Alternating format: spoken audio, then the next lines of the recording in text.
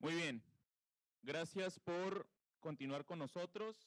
Vamos a dar paso a la segunda mesa del día de hoy. No sin antes comentarles dos anuncios importantes. Primero, recordarles a todos y todas que firmen por favor la asistencia del día de hoy. Van a estar ahí en la entrada donde baja uno las escaleras. Entonces, no se les olvide por favor su firma, ¿sí? La poderosa. Y el segundo punto es que para la hora de la comida, que la hora de la comida va a ser a las 2:30 de la tarde, por favor los que son coordinadores y las personas que van a estar a cargo de relatorías en los grupos de trabajo, si pueden comer en la misma mesa, porque pues ahí les van a dar ciertos avisos. Entonces, para que por favor lo hagan, ¿sí? Para las 2:30 de la tarde, que es la hora de la comida. Entonces, ya después de dar los dos avisos, damos paso a la siguiente mesa que se llama Incidencia de la sociedad civil organizada y el protagonismo de los sujetos en la movilidad. ¿Cómo fortalecer las estrategias de lucha y resistencia de los colectivos migrantes? El objetivo de esta mesa de trabajo es ofrecer aportes para ayudar a las organizaciones, colectivos de migrantes en sus actividades, pero también orientar a las organizaciones de la sociedad civil en sus acciones de apoyo a los grupos de migrantes, sin omisiones ni paternalismos. ¿Por qué es importante el apoyo de la sociedad civil para los colectivos migrantes? ¿Cuáles son las necesidades de los colectivos migrantes que la sociedad civil puede brindar? ¿Cuáles son los principales retos? Invitamos a la moderadora de la mesa, Samantha Mino García, a formar parte de este momento, ¿sí? Samantha Mino García es antropóloga física egresada de la Escuela Nacional de Antropología e Historia y maestra en Antropología Social por la Universidad Iberoamericana de la Ciudad de México. Tiene experiencia de trabajo en organizaciones y colectivas sobre feminismo y juventudes. Actualmente es asistente en el programa de Asuntos Migratorios de la Universidad Iberoamericana Ciudad de México y de la Coordinación Sistémica con Migrantes del Sistema Universitario Jesuita. Paso la palabra a Samantha Mino para que nos presente a nuestros siguientes ponentes. Muchas gracias.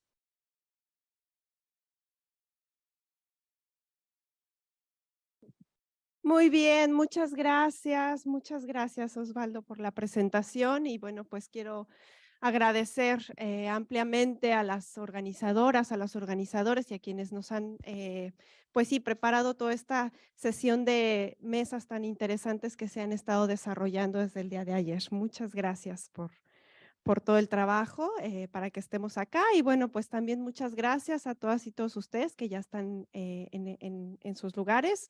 Esperemos que las demás personas se vayan incorporando también. Aún veo que está un poco vacía la sala, pero bueno, espero que ya nos vayamos integrando. Voy a presentarles a las personas que me honra compartir la mesa, esta mesa de discusión tan interesante que para mí ha sido como una de las más esperadas, ¿no? Por lo importante de profundizar en las narrativas de las personas que viven la movilidad. Y bueno, pues voy a empezar por presentarles a cada uno y cada una de las compañeras que van a estar de este lado. En principio va a estar con nosotros Eduardo Torre Cantalapiedra. Él es doctor en estudios de población por el Colegio de México. Pertenece al Sistema Nacional de Investigadores Nivel 1. Ha publicado más de 40 artículos en revistas arbitrarias e indexadas de reconocido prestigio, tales como la International Migration Review. Es autor de 3 libros sobre las políticas migratorias y la agencia de las personas migrantes, como es Caravanas 2021, Laberintos de la Migración en el 2023 y Campamento Migrante también el 2023, publicados por el COLEF. Actualmente es investigador en el Colegio de la Frontera Norte e imparte docencia en la Universidad Nacional Autónoma de México. Muchas gracias por estar acá, Eduardo.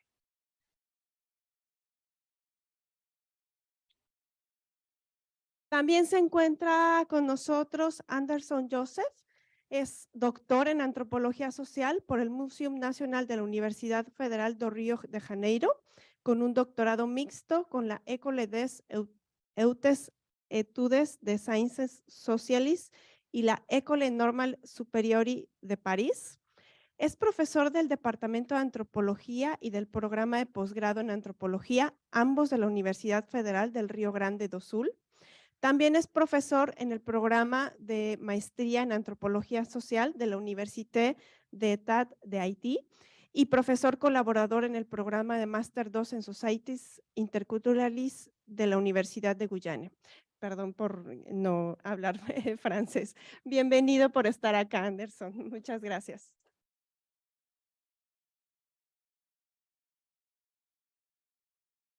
También compartimos la mesa con Kadim Dion. Él nació en 1984, es de Senegal y hace 14 años vive en Argentina y es presidente del ACTSA, Actos de los Senegalenses en Argentina, y representó a la comunidad senegalesa en esta conferencia. Muchas gracias por estar aquí, Kadim.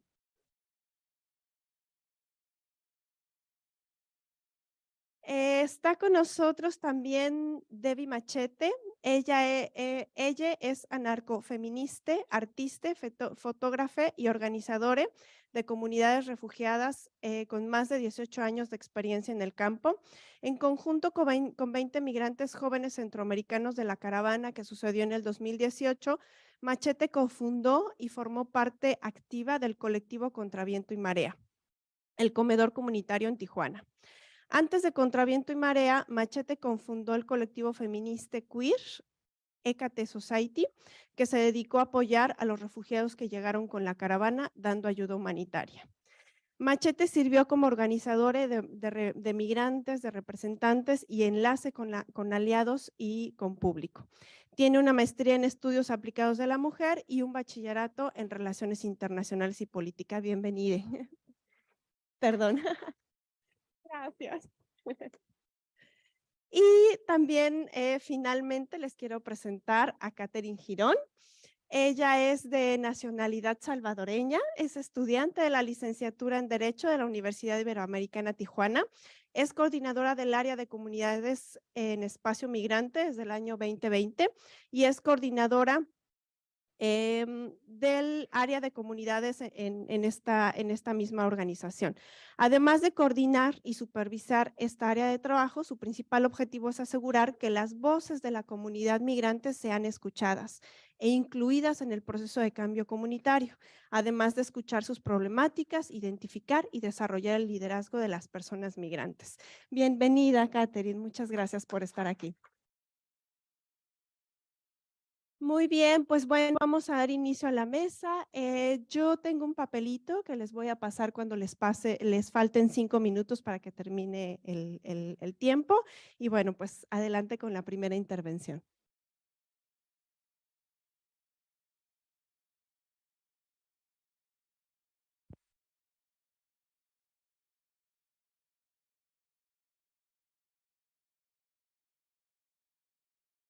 En primer lugar, quisiera agradecer la invitación a los organizadores a este interesante evento, a esta importante conferencia en este momento precisamente en el que nos encontramos en la cuestión de las migraciones, y también agradecer a Samantha por la presentación que hizo.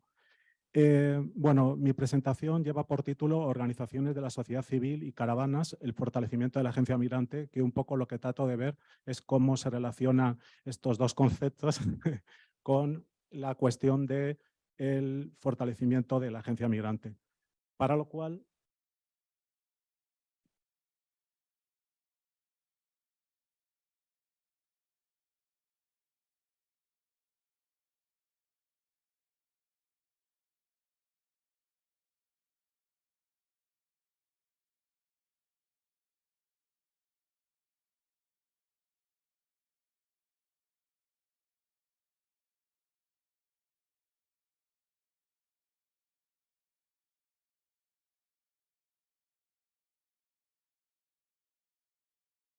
Gracias.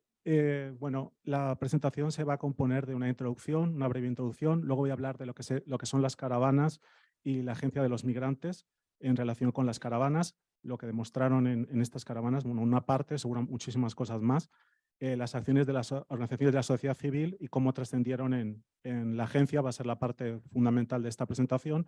donde voy a ver el tema de la solidaridad y asistencia humanitaria, los pronunciamientos y monitoreos, la génesis de las caravanas y el acompañamiento y liderazgo, este último como la cuestión que creo que considero que es más importante o que quiero destacar como más importante dentro de estas acciones que realizaron las organizaciones de la sociedad civil con respecto al tema de las caravanas.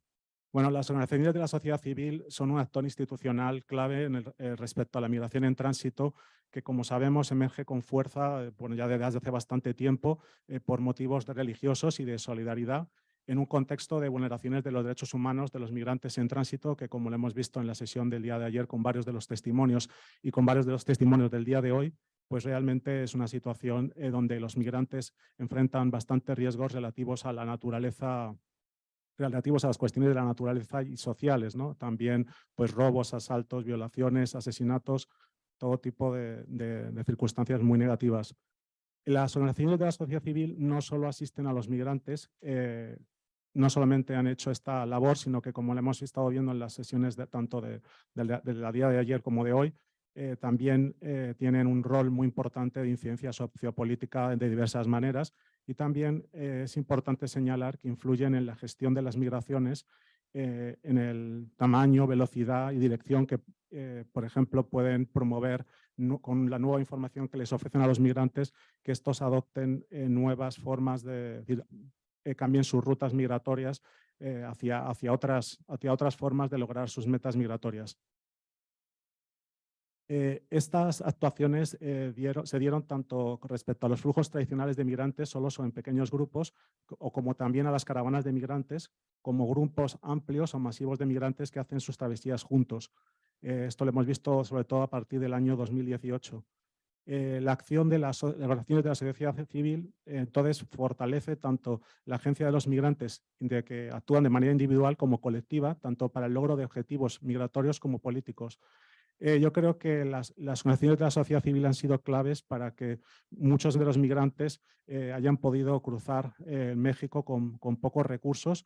En este sentido, una piedra angular han sido los albergues y las organizaciones, los albergues y las casas del migrante.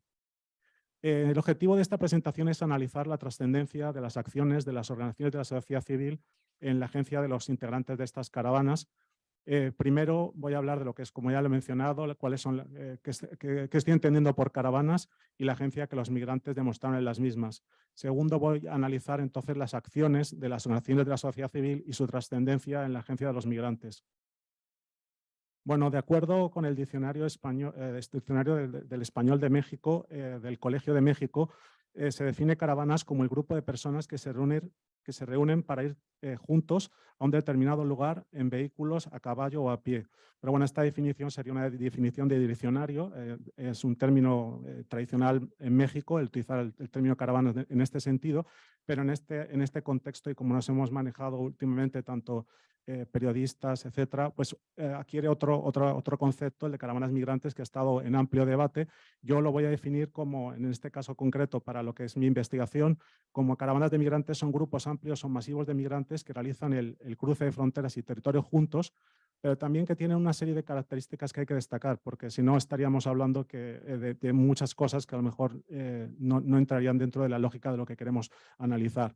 Por un lado, tenemos la cuestión de la visibilidad durante el tránsito, que han sido muy visibles los migrantes al ir en caravanas, cruzando las fronteras, transitando territorios. El hecho de que hay una irregularidad de la mayoría de sus miembros, bueno, que como sabemos, más que irregularidad, son migrantes que son irregularizados por los estados, y esto va a suponer una confrontación en el tránsito, o si lo preferimos, una lucha con respecto a las autoridades. Maneras de transportarse y alojarse particulares, como ir a pies, aunque también sabemos que han ido autobuses, bueno, también el hecho de ir en aventones y de alojarse, por ejemplo, en centros deportivos, en albergues, pero también en las calles y demás. Son personas de bajos recursos que tienen están vetados del sistema de visas, ¿no? Son excluidos de todos los sistemas. El único sistema que a lo mejor no les excluye y también les excluye literalmente es las solicitudes de protección internacional en México y Estados Unidos. Véase el refugio en México y el asilo en Estados Unidos. Las caravanas más afamadas son las que partieron de Honduras y El Salvador en otoño de 2018 y comienzos de 2019, pero desde entonces estamos hablando de alrededor de 30 caravanas que pues se pueden tener en cuenta, ¿no? De acuerdo a lo que han trascendido en los medios de comunicación. Estas caravanas son diferentes entre sí en cuanto al punto de partida, de origen o de tránsito, que ha sido en Honduras, El Salvador, México. Muchas de ellas han partido de Tapachula. El recorrido que realizaron, algunas han recorrido pues, de San Pedro Sula hasta Tijuana y otras, en cambio, han sido pues, reprimidas y sus recorridos han sido más breves, ¿no? En cuanto también al tamaño, algunas han sido de unos pocos cientos y mientras otras han superado las 10.000 personas participando en una de ellas. La nacionalidad de los integrantes tenemos que son de Honduras, El Salvador, también de Haití, Cuba, Venezuela, Guatemala y muchos otros países, ¿no? Pero he puesto los más destacados. Las acciones políticas que llevaron a cabo han sido diferentes en cada una de estas caravanas y las respuestas que han dado los gobiernos, como sabemos, han ido desde la permisividad hasta acciones que podríamos decir pues de represión absoluta, ¿no? También señalar que las caravanas también tiene una parte de la cuestión de la asistencia, que es lo que quiero destacar en esta presentación sobre todo. Y entonces tenemos que, obviamente, tan variadas han sido las caravanas como las respuestas que han dado las organizaciones de la sociedad civil a la misma. Pero bueno, he visto alguna serie de acciones que podríamos destacar, como es la asistencia humanitaria, los exhortos a los gobiernos para actuar, el monitoreo de los derechos humanos de los migrantes, y la que más me interesa a mí, me ha parecido más integral en algún sentido, que es el acompañamiento. Incluye la asistencia básica y humanitaria, proveer de formas organizativas, promover y apoyar la manifestación de los migrantes, representarles ante los medios de comunicación y las autoridades, e inclusive la convocatoria de organización de caravanas. Las caravanas de migrantes son, como le mencionaba desde el principio, un ejemplo de la agencia de los migrantes, ¿no? Tanto individual como colectivamente, para lograr sus objetivos migratorios de manera, digamos, más extensa y también de una manera más reducida también para objetivos de tipo político. Entonces, en cuanto a los resultados migratorios, es evidente que muchas de estas caravanas lograron avanzar por numerosas fronteras y territorios. Por ejemplo, las caravanas que he mencionado más afamadas de finales de 2018 y comienzos de 2019, consiguieron también, mediante la lucha con respecto a las autoridades, que se le fueran otorgadas tarjetas de visitante por razones humanitarias para poder avanzar. Entonces, realizaron protestas y reivindicaciones. Esto lo hemos podido observar en 2021 y 2022. No obstante, también fueron duramente reprimidas muchas de ellas, como hemos visto con las caravanas, por ejemplo, en el caso del gobierno mexicano, con las caravanas de enero de 2020, que se escenificó a modo de espectáculo la manera en que pues, se les detenía, ¿no? Y el mayor obstáculo, de todas formas, sigue siendo la frontera con Estados Unidos. Pocas de las caravanas, por no decir casi ninguna, ha logrado pues, seguir como caravana y normalmente la lucha sigue a título individual para lograr los objetivos migratorios. Pero también, como lo mencionaba, hay una perspectiva política. Los viacrucis migrantes serían, en este sentido, el ejemplo paradigmático previo a estas caravanas en la cuestión política. Fueron manifestaciones político-religiosas que llevaron a cabo los migrantes junto a los miembros de las organizaciones de la sociedad civil.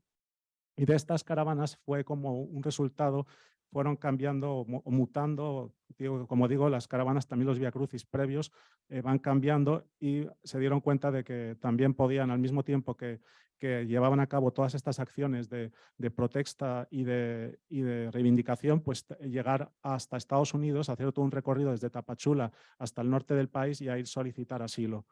Las caravanas entonces de otoño de 2018, a comparación de estos viacrucis, sobre todo los iniciales que eran, digamos, más reivindicativos, o bueno, todos ellos han sido reivindicativos, pero en mayor grado, pues tenemos que estas caravanas, lo que primaría sobre todo es más los objetivos de tipo migratorio. Incluso las acciones más de tipo político tendrían como la búsqueda de que se les dejara, por ejemplo, cruzar la frontera de Estados Unidos, cuando se manifestaron aquí en Tijuana, ese tipo de cuestiones. Cuanto mayor es la permisividad de las autoridades, menor es el carácter reivindicativo de las caravanas. Esto creo que es como algo que se da en muchos movimientos sociales. Cuando el desafío es mayor, pues hay que tener, creo que se ha mencionado anteriormente en otras presentaciones, que hay momentos para el diálogo y hay momentos más para la lucha. El ejemplo es la caravana de 2019 y la entrega de tarjetas de visitante por acciones humanitarias, que hizo que las caravanas pues, perdieran fuerza desde el punto de vista político, porque se les dio documentación desde el momento en el que entraron en el territorio. Qué bueno, porque así pudieron transitar libremente por el territorio nacional hasta llegar hasta los Estados Unidos. Las caravanas surgidas, en cambio, entre agosto y octubre de 2021 en Tapachula, pero también las de 2019, 2022 y 2023, varias de ellas, han tenido un carácter más combativo. Ante un contexto insostenible en Tapachula, los migrantes y las organizaciones de la sociedad civil respondieron con protestas, vigilias, huelgas de hambre, rezos, bloqueo de carreteras y, en última instancia, también las caravanas fue una manera de emprender acción política para exigir el derecho a la libre movilidad, para denunciar la situación que estaban viviendo en Tapachula, pedir la resolución de sus trámites cuando no se les estaba pues, dando seguimiento cabal a los mismos y por el trato recibido por parte de las autoridades.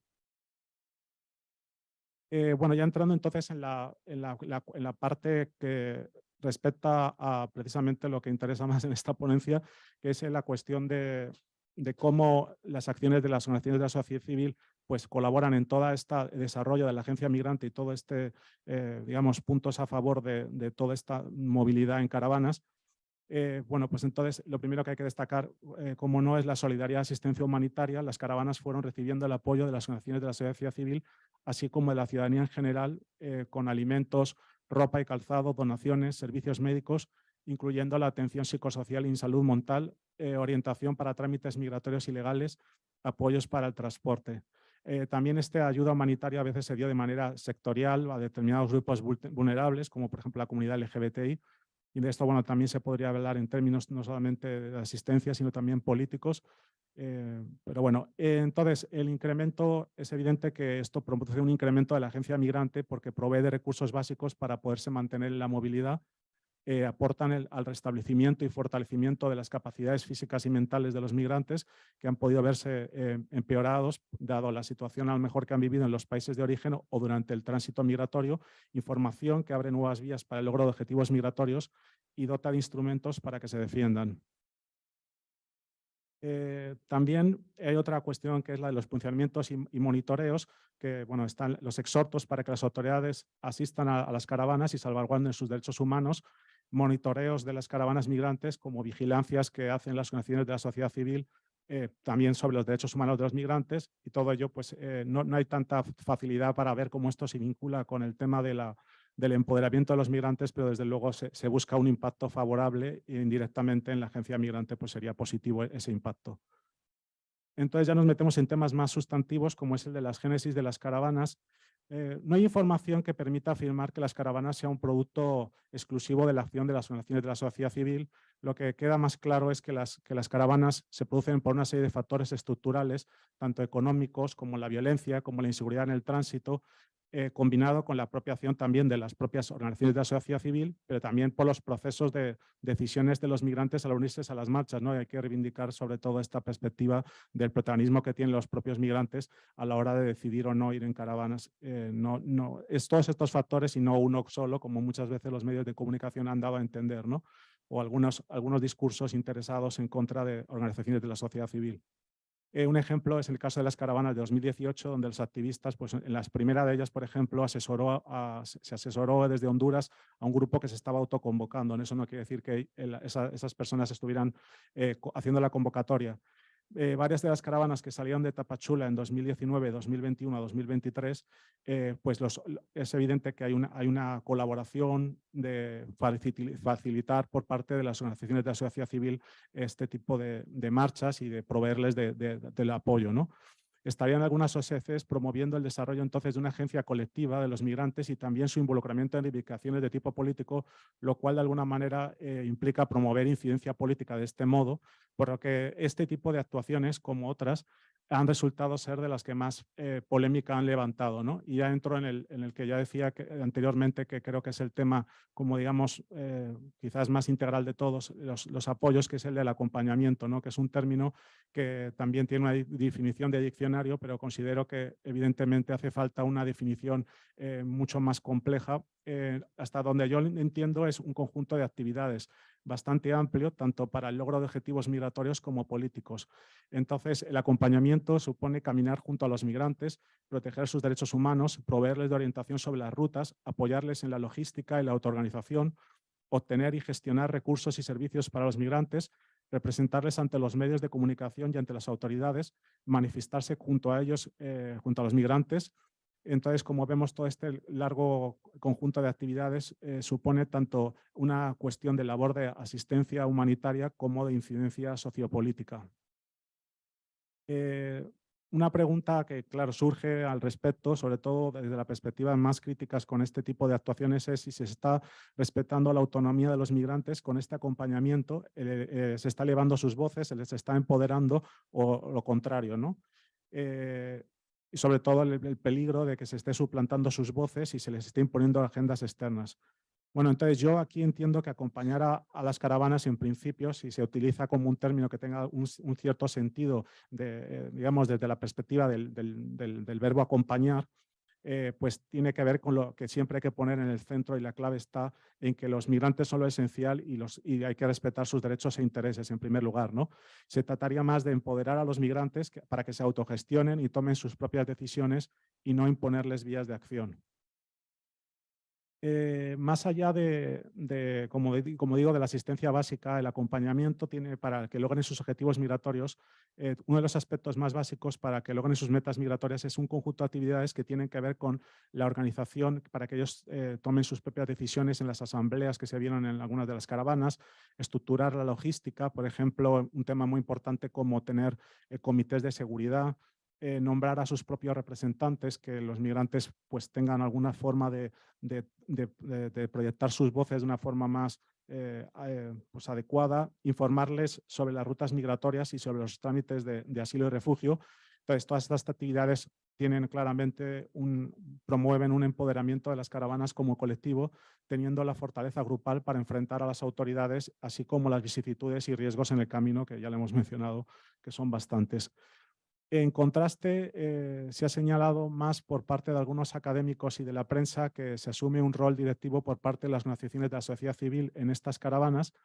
Y en este sentido, habría que empezar diciendo que, quieran o no, los miembros de las organizaciones de la sociedad civil que con sus acciones participan en las caravanas, en este acompañamiento, por todos los conocimientos que tienen de participar en diferentes caravanas y en diferentes acciones, pues evidentemente se van generando ciertos liderazgos a modo de liderazgo formal, o un liderazgo que se crea precisamente porque también son las personas que quizás son más capaces de lograr recursos económicos, de hablar con las autoridades, de comunicarse con los medios. Entonces, su influencia en el devenir de las caravanas es grande, pero sin que esto signifique que estos actúen de manera ilegítima, ¿no? Como a veces se da a entender que toda participación sería ilegítima, ¿no?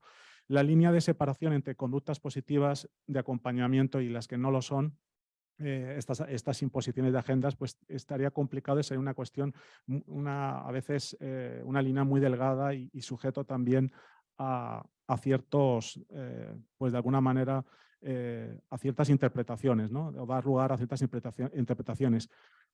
Como lo mencionaba, no solamente se trata de acompañamiento en el sentido de la acción para lograr objetivos migratorios, sino la lógica política, a manifestarse para exigir sus derechos al asilo, para mejorar el trato o el refugio en México, mejorar el trato por las autoridades o reclamen los derechos humanos a la libre movilidad de los migrantes. Entonces, vuelvo a otra pregunta que se hace, que surge, es también si es legítimo que las organizaciones de la sociedad civil promuevan que los migrantes actúen políticamente de esta manera, ¿no? Entonces, en el tránsito por México no suelen darse las condiciones para que los migrantes se impliquen en acciones políticas, salvo excepciones que han empezado a ser bastantes, y en este sentido los que más están al pie del cañón haciendo las reivindicaciones políticas de manera más constante en representación de ellos son los miembros de las organizaciones de la sociedad civil. Cuando se dan condiciones más propicias para el involucramiento, como es la situación en la que viven en Tapachula, los migrantes realizan manifestaciones y conforman caravanas en las que reivindican cambios en las políticas migratorias. Es decir, que hemos visto que no solamente reivindican el que les permitan pasar, sino también algunas consignas en un sentido más político de un cambio estructural social más amplio a la lógica de movimiento social. El involucramiento temporal de los migrantes contrasta con el el hecho de que hay una mayor permanencia, ¿no? Contrasta, se complementa con la mayor permanencia y continuidad por parte de las organizaciones de la sociedad civil. Y las organizaciones de la sociedad civil que participan en las caravanas tienen su propia agenda y política y modus operandi con respecto al fenómeno migratorio y respecto a las marchas, pero esto no significa per se que exploten o manipulen a los migrantes o que persigan objetivos de tipo oculto, ¿no? Ya entonces, para ir finalizando, las conclusiones que serían un poco recapitulación de lo que ya he mencionado. Los migrantes que han participado en las caravanas, igual que el resto de migrantes, demuestran su capacidad de agencia, en este caso con el logro de objetivos migratorios. Pues muchos migrantes lo lograron, sin embargo, pues también hemos visto situaciones en las que los gobiernos no solamente han digamos, reprimido estas caravanas, sino que han cooptado toda esta todo este movimiento social o esta lucha migrante que podrían ser las caravanas, promoviendo políticas más antimigrantes, ¿no? En el contexto este de las caravanas hemos visto cómo ha habido políticas cada vez más restrictivas. Bueno, entonces están toda esa faceta de reivindicación política también presente, y en este sentido creo que si se observa el caso de las caravanas, pues se puede ver cómo las organizaciones de la sociedad civil llevan acciones de asistencia humanitaria, pronunciamientos y monitoreos, génesis de las caravanas y acompañamiento y liderazgo que han coadyuvado en el desarrollo de toda la capacidad de agencia desplegada por los migrantes. Las mayores discusiones en este sentido se han planteado en torno a la génesis y acompañamiento de las organizaciones de la sociedad civil, en tanto que estas actuaciones suponen un mayor involucramiento político de los migrantes, de estas organizaciones de la sociedad civil y de los migrantes, así como cambiar la manera en que se producen las movilidades migrantes en tránsito por México. En suma, una apuesta, digo yo, por incidir más de manera sociopolítica y en el tema de la lucha migrante. Todas estas acciones merecen entonces un análisis y un análisis mayor. Bueno, y ya para finalizar, me gustaría simplemente aprovechar la oportunidad y tomarme el atrevimiento de pues, mencionar que la semana pasada pues, se publicó este libro que es Laberintos de la Migración, que combina textos literarios y ensayos cortos y aborda los temas de mayor relevancia en cuanto a la migración, el fenómeno migratorio en México. Lo menciono especialmente porque justamente tiene una de las secciones de este libro, aborda lo que estoy abordando en esta ponencia, que es la idea de pues, las expresiones de agencia que se observan. Una de las ideas, ¿no?, de esta presentación, que es las muchas expresiones de agencia y del empoderamiento de los migrantes en las caravanas, también en el campamento de migrantes que hubo aquí en Tijuana, el Campamento de la Esperanza. Y eso sería todo. Muchas gracias.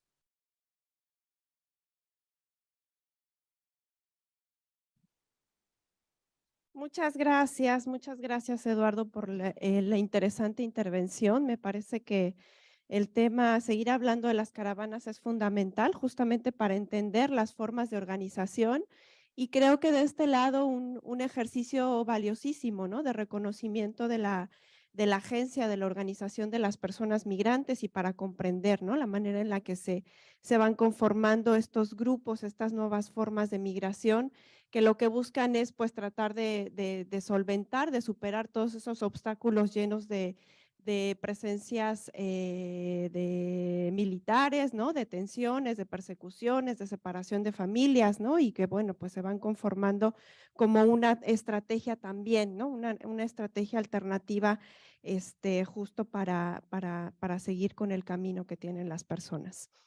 Muchas gracias por eso, Eduardo, y bueno, ahora doy la palabra a Anderson. Adelante. Muchas gracias, Samantha. Buenas tardes. Agradezco la invitación para participar en ese panel, y también saludo a mis colegas aquí presentes. Yo hice un texto, ¿no? Preparé un texto para hacer mi presentación, para ser un poco más directo, objetivo, y también para controlar mi tiempo. Cuando recibí la invitación para hacer una reflexión sobre la diáspora haitiana y sus luchas y la formación de organizaciones, y alguna reflexión sobre cómo la sociedad civil apoya esas luchas, pensé que sería una manera, un momento para aprovechar y a presentar un poco, discutir esas cuestiones a partir de mi trabajo etnográfico, ¿no? Que desarrollé con los migrantes haitianos a lo largo de los últimos 10 años, principalmente en Brasil, en Guyana Francesa. Y en el año 2021 también he realizado investigaciones con poblaciones migrantes, especialmente haitianos, aquí en México, pero debido al tiempo me centraré en Brasil y Guyana Francesa.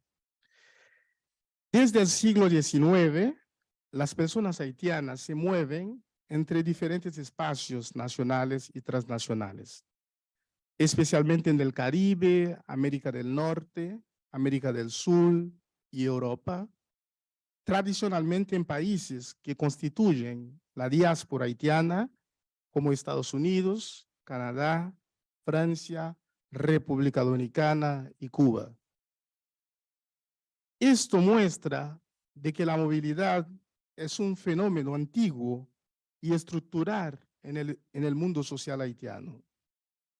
Sin embargo, a partir de 2010, después del terremoto en Haití, se inició lo que llamo un cuarto gran flujo en la historia de la movilidad internacional haitiana hacia Ecuador, Perú, Chile, Argentina y sobre todo Brasil y Guyana Francesa. Debido al tiempo, no voy a desarrollar esos 4 gran flujos, pero el primer flujo empieza al final del siglo XIX y al principio del siglo XX, especialmente en Cuba y República Dominicana. Frente a los diversos tipos de inseguridad pública, política, socioeconómica, alimentaria, educativa, incluyendo el área de la salud y el saneamiento básico, todas ellas consecuencia del cuadro empobrecido y precario de Haití, agravado también por la tragedia provocada por el terremoto de enero de 2010, la movilidad haitiana ganó especial importancia, volumen y crecimiento de nuevos sujetos y circuitos en el espacio migratorio internacional. Más que un espacio de llegada o salida, Brasil se ha convertido en un lugar privilegiado y estratégico en las dinámicas de las más recientes configuraciones migratorias haitianas para los referidos países de América del Sur, así como una etapa hacia México y Estados Unidos y también Canadá. Actualmente en Brasil hay el doble de personas haitianas en relación a la Guyana Francesa, en el cual tal presencia se hace desde la década de 1960. Los datos muestran que hay entre 130 a 150,000 personas haitianas en Brasil. Evidentemente, muchas de esas personas ya salieron de Brasil, algunos ya regresaron a Haití, otros fueron a Guyana Francesa, otros vinieron a México, fueron a Estados Unidos, Canadá, etc. O sea, es importante problematizar también esos números. Cuando llegué en la triple frontera, Brasil, Colombia y Perú, en enero de 2012, especialmente en la ciudad de Tabatinga, había aproximadamente 2,000 haitianos en el lugar y ya eran pasados 2 años desde la venida de ellos por esa frontera. La población local ya conocía el trabajo de la pastoral de la movilidad humana en Tabatinga. Y cuando llegaron, cuando atacaron, después de pasar por Ecuador y Perú, queriendo ser acogidos, la gente de Tabatinga, también de Leticia, del parte colombiano, decía, abre comillas, aquí quien acoge a los migrantes y refugiados es la pastoral de la movilidad humana. Un año después, en diciembre de 2011, las propias personas haitianas se organizaban por medio de la constitución de un comité llamado Comité de los Haitianos, con apoyo de la Pastoral de la Movilidad Humana. así como de otros agentes militantes en pro de los derechos humanos de las personas migrantes. Movilizándose a escala local y nacional, sus actividades incluían la realización de debates, principalmente en la Iglesia Matriz de Tabatinga y en la Universidad Estadual do Amazonas. Fue el 15 de diciembre de 2011, en la conferencia organizada en Tabatinga por los miembros del comité con el apoyo de la Pastoral de la Movilidad Humana y activistas locales que expusieron la situación en la que vivían las personas haitianas en la Triple Frontera. En esa ocasión, invitaron a los medios de comunicación colombianos y brasileños, como por ejemplo radio y televisión, para dar visibilidad a la presencia de las personas haitianas en la región, así como de las condiciones sociales precarias en que vivían. Esas manifestaciones públicas fueron importantes para que el gobierno federal brasileño, por medio del Consejo Nacional de Inmigración, el CENIG, promulgara el 12 de enero de 2012 la Resolución Normativa 97 de 2012, que permitía a las personas haitianas llegadas a Brasil hasta esa fecha recibir un visado permanente por razones humanitarias, una solución inédita en la historia de las políticas migratorias brasileñas, por más que en la época había sus límites también esa resolución, o sea, había una ambigüedad. Esos movimientos de reivindicaciones de las personas migrantes son importantes lentes sociopolíticas y a través de las cuales es posible analizar tanto lo que llamo las técnicas subjetivas movilizadas por las propias personas migrantes, como también sus prácticas de subjetivación, para usar los términos de Sandro Mesadra. Entre las personas haitianas, algunas eran artistas y producían cuadros típicos del arte haitiano llamado naif, arte naif, vendidos, siendo los recursos movilizados para su mantenimiento. Mientras el gobierno brasileño no se posicionaba, los agentes de la pastoral, la población local y las propias personas haitianas buscaban alternativas para mantenerse en el lugar hacia recibir la documentación y seguir el viaje hacia la Guyana Francesa y otras partes de Brasil. En agosto de 2011, la Pastoral de la Movilidad Humana en Tabatinga inició un trabajo colectivo con Cáritas Nacional a través de un proyecto de emergencia en la Amazonía. Así, Cáritas ayudaba con recursos tanto la Pastoral de la Migración en Manaus como la de la Movilidad en Tabatinga. También recibían ayuda de la Congregación de los Jesuitas de América Latina y de otras congregaciones de Italia, Alemania. Las personas haitianas constituyeron así un fuerte liderazgo potencial entre ellas. A partir de una reunión fue fundada la primera asociación de inmigrantes haitianos en Brasil en 1 de febrero de 2012 en la Iglesia Matriz en Tabatinga, en presencia de más de 500 haitianos, miembros de la Pastoral de la Movilidad Humana, activistas brasileños, peruanos, colombianos. La asociación tenía por finalidad ejercer un papel importante, tanto como transmisora de información para los haitianos en Brasil, abarcando a los recién llegados y a los migrantes ya establecidos, como por ejemplo, reivindicadora colectiva de los derechos de las personas migrantes y de mayores posibilidades de conquista. Su constitución también estaba insertada en un conjunto de estrategias y también de acciones prácticas.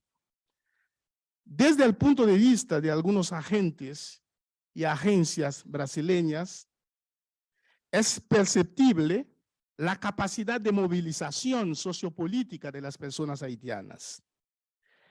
Esta instrumentalización de la política en el contexto de la migración haitiana se revela en el hecho de que en 10 años las personas haitianas ya han creado aproximadamente 30 asociaciones diseminadas por los diferentes estados brasileños, de norte al sur.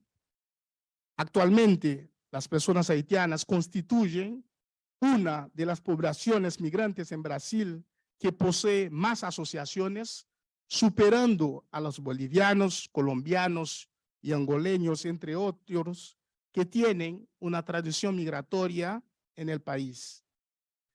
De estas, algunas siguen en funcionamiento y otras no, por causa de que sus miembros ya no están más en Brasil, ya se fueron para los Estados Unidos, regresaron a Haití y así adelante. La población haitiana ya cuenta también con varios programas en radios brasileñas y son transmitidos generalmente en creol y portugués. En marzo de 2020, al inicio de la pandemia de COVID-19, un grupo de 10 estudiantes haitianos de la Universidad Federal de la Integración Latinoamericana, UNILA, residentes en la ciudad de Foz de Iguazú, frontera de Brasil, con Argentina y Paraguay, crearon Corvé Web TV, un canal de televisión que tiene por objetivo promover la cultura y los asuntos haitianos en Brasil. Este canal es una forma también de viabilizar la comunicación entre diferentes comunidades migrantes o entre estos y las comunidades locales.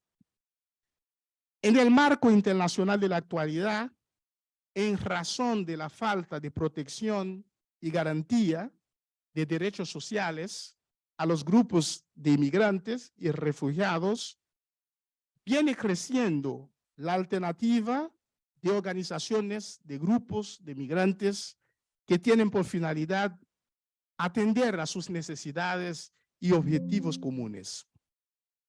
Lo que yo llamo de campo asociativo como modelo de organización social de las personas haitianas en la diáspora se constituyó como un espacio de fortalecimiento de lazos entre ellos y también marca la manera en que esas personas migrantes acceden y amplían los recursos relacionales de redes sociales ya existentes.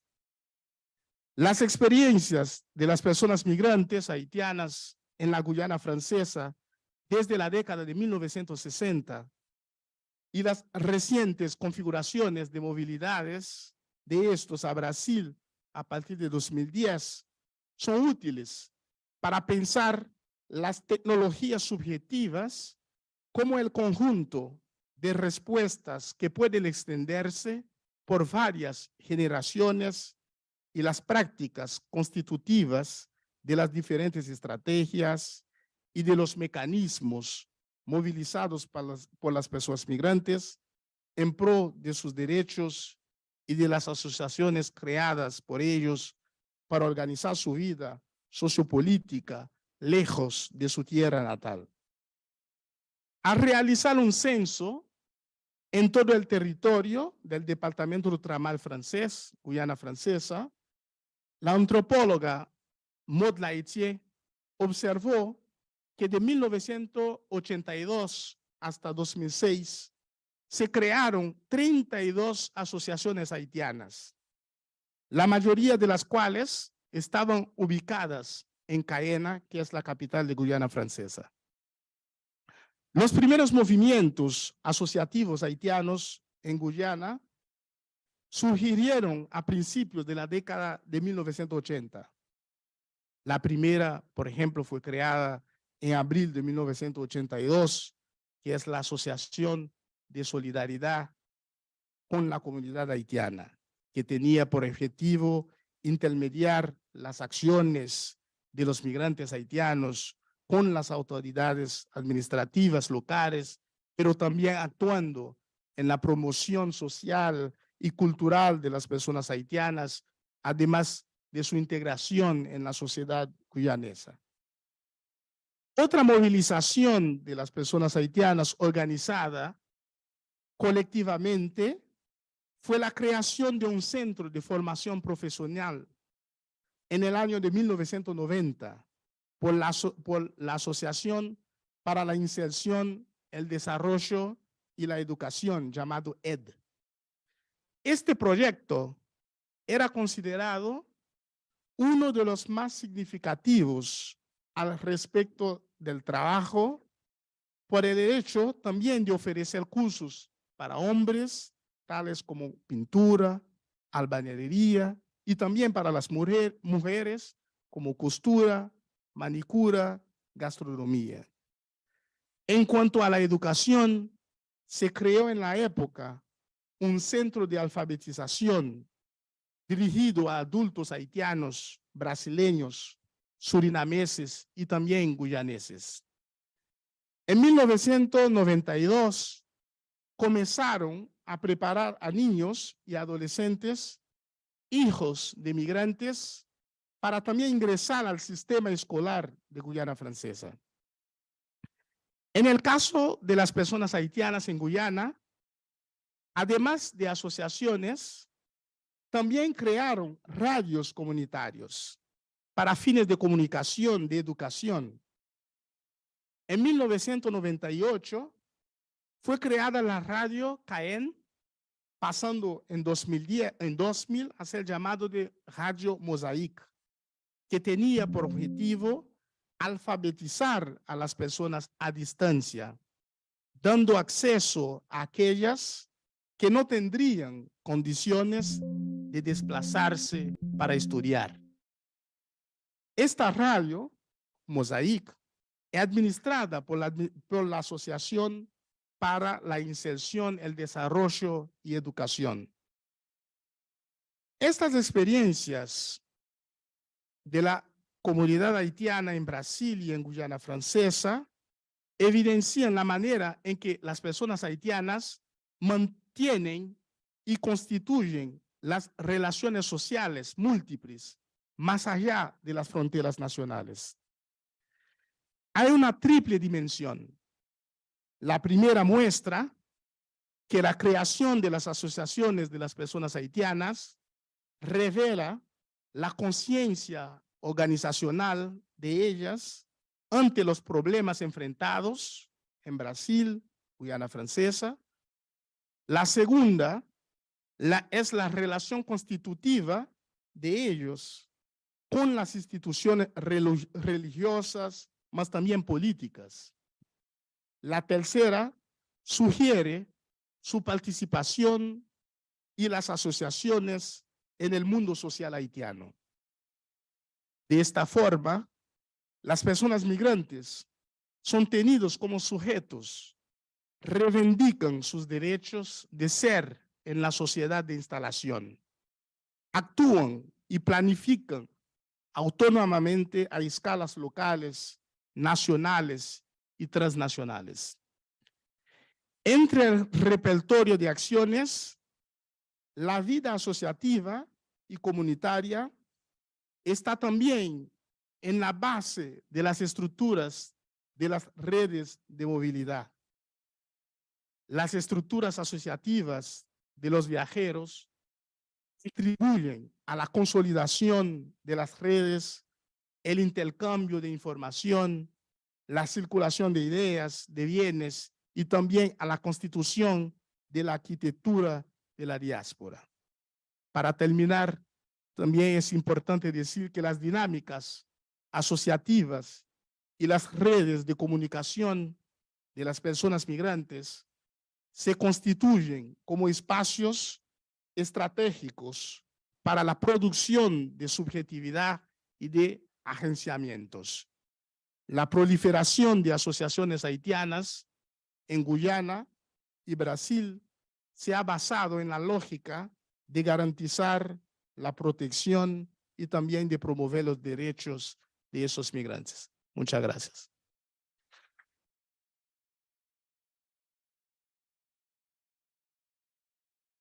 Bien, muchas gracias Anderson por esta lectura, esta ponencia tan interesante.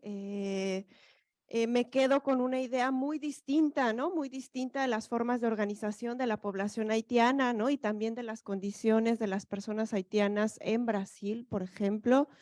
Cuando llegaron las recientes caravanas también de personas haitianas en México, pues empezó a surgir la información de las condiciones que tenían las personas haitianas en otros países y que salieron justamente por las condiciones desde 2010, ¿no? A causa de los temblores en Haití y que hizo que su presencia estuviera en los distintos países que tú describes, ¿no? Y lo que se hablaba en ese momento, pues eran de las condiciones, pues de rechazo, de xenofobia, ¿no? De dificultades para encontrar empleo o muchos empleos en condiciones muy precarias, tanto en Brasil como en Chile, etcétera, ¿no?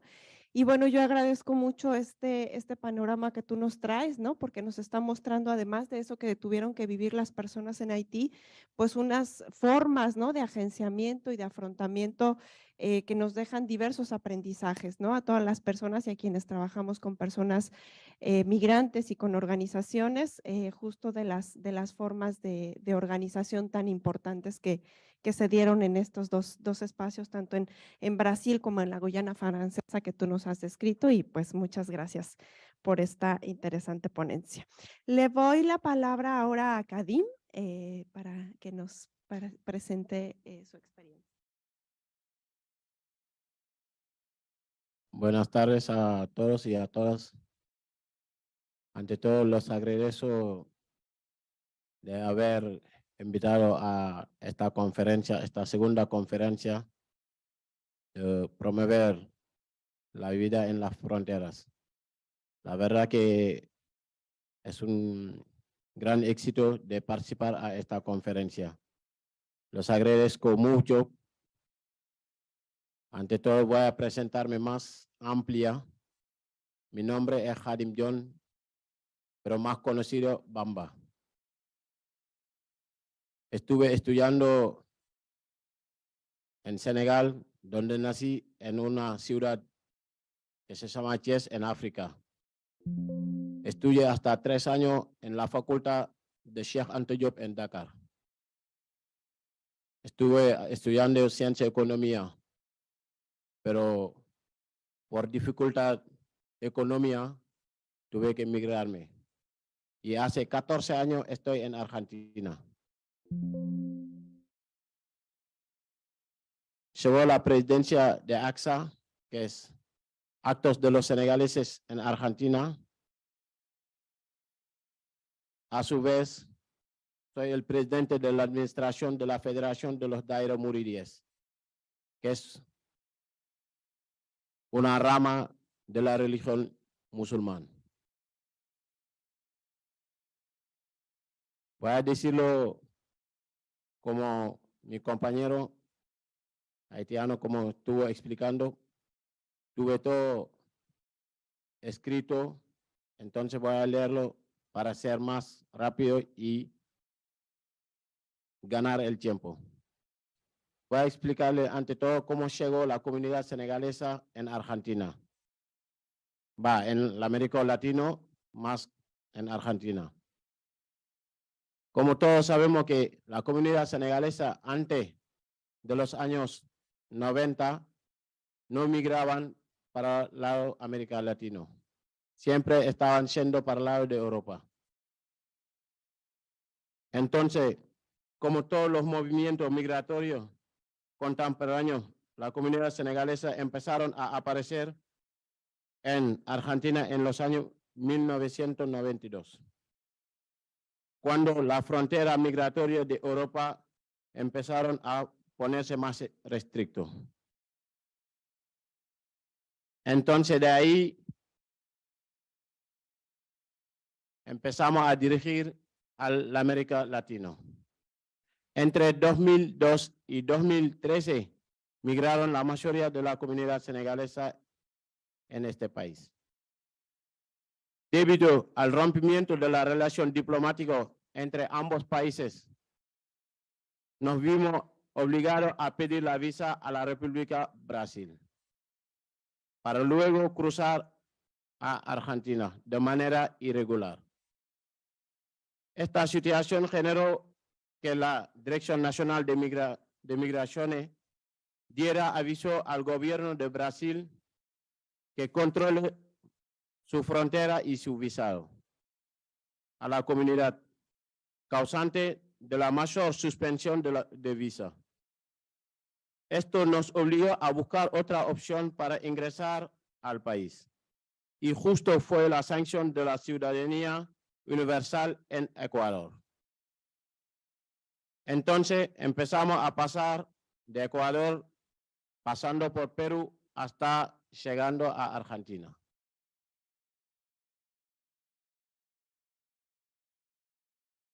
Ahora le voy a decir, cuando llegamos en Argentina, cómo tuvimos para acceder a la regularización, porque era muy complicado para acceder a la regularización. Entrando en un país irregular, no será fácil de ser documentado. Al estar irregular al dicho país, se nos complicó obtener la documentación legal, por lo cual tuvimos que acudir a la CONARE, que es Comité Nacional de Refugiados, para pedirle la precaria de refugio durante un tiempo largo, pero como Argentina y otros países no reconocen que Senegal es un país de refugiados, entonces empezaron a denegarnos la precaria. El principal problema por el cual no se podría regularizar y que la ley argentina es una ley que establece el derecho migratorio como un derecho humano y en contra para regularizar a la población migratoria. Pero una de las condiciones principales es que tengas el ingreso por paso habilitado. Y en caso contrario, convierte a un impedimento para la regularización.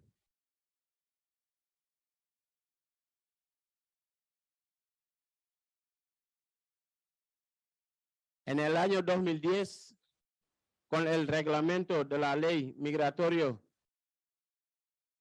en el gobierno kirchnerismo, que fue festejado en todas las partes del gobierno, y esta ley garantizaba los derechos de las personas migrantes.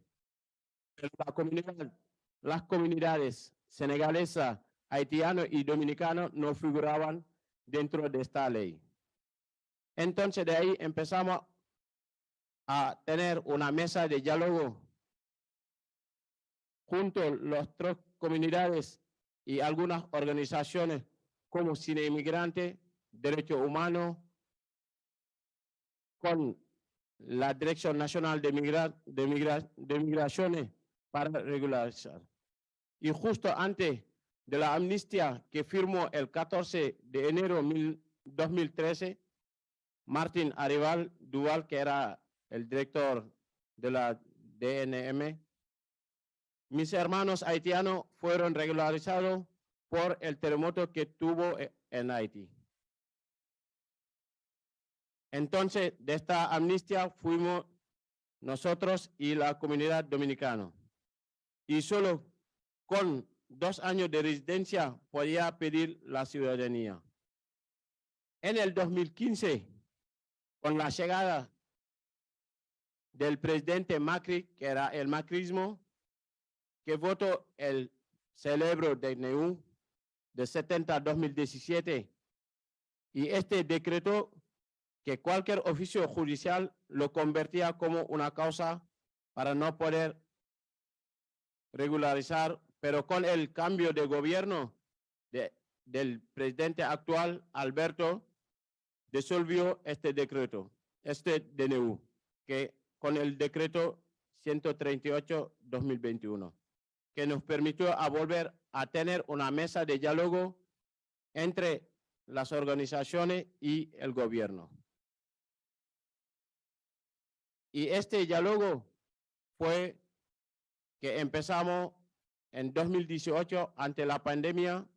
Justo llegó la pandemia y tuvimos que hacer todo vía Zoom, hasta después de la pandemia que se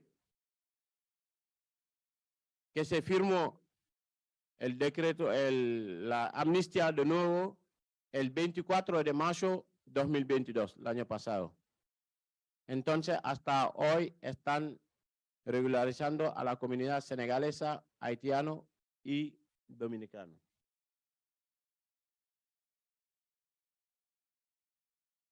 Pero actualmente la única comunidad que está teniendo problemas con esta regularización es la comunidad senegalesa. Porque somos la única comunidad que no tiene ahí ni embajada ni cónsul en Argentina. Aún Argentina se instaló su embajada en Senegal, que no está funcionando al 100%. Viendo esta situación, nosotros como asociación civil tuvimos que organizarnos para golpearle la puerta con algunas organizaciones, para golpearle la puerta a Cancillería. Y Cancillería lo que nos dijo es, traigan, porque nos pedían los antecedentes penales legalizados desde el Ministerio Exterior de Senegal y después desde la Embajada de Argentina en Senegal. Y como que no tenemos cómo hacerlo, como que la embajada está instalada, pero todavía no está trabajando. Entonces golpeamos a Cancillería sus puertas para ver qué manera puede ayudarnos a hacer esto apostillado. Y ahí sí, Cancillería nos dijo, ustedes como asociación, organícense entre la comunidad. ¿Cómo organizamos? Es juntar a todos los antecedentes penales y llevarlo a Cancillería y por vía diplomático pudo llevarlo a Senegal desde la embajada para apostizarlo.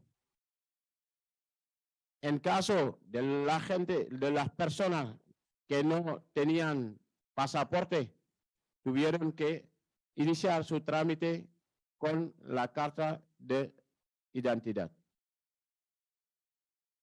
Y en vez de que Migraciones reconozca esta carta de identidad, sí lo reconoció, pero dijo que esta carta tiene que ser también legalizada desde la Embajada de Argentina que está en Brasil. Golpeamos de vuelta la puerta a Cancillería y Cancillería no hizo cargo de esto. Y hasta hoy está ahí frenado. Entonces, todo lo que hicieron su trámite con la carta de nacionalidad no tiene término todavía con su documento.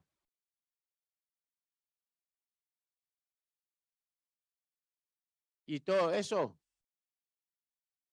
hay mucha problemática adentro de Argentina por no ser documentado. Estamos recibiendo de que, puedo decir, la policía nos están siguiendo en todo lado, porque no tenemos documentos para poder trabajar en los trabajos como supuestamente blanco, entonces te ponen en trabajo en negro y te explotan. Entonces la comunidad vieron esta situación, tuvimos que dedicarnos en el comercio. Y al no tener documento, no facilita tener un negocio o lo que sea. Entonces tener que trabajar en la vía pública. Trabajando en la vía pública, la policía viene para sacarte la mercadería y por defenderte te ponen como que está en una causa de resistencia a la autoridad o marca de ley de marca.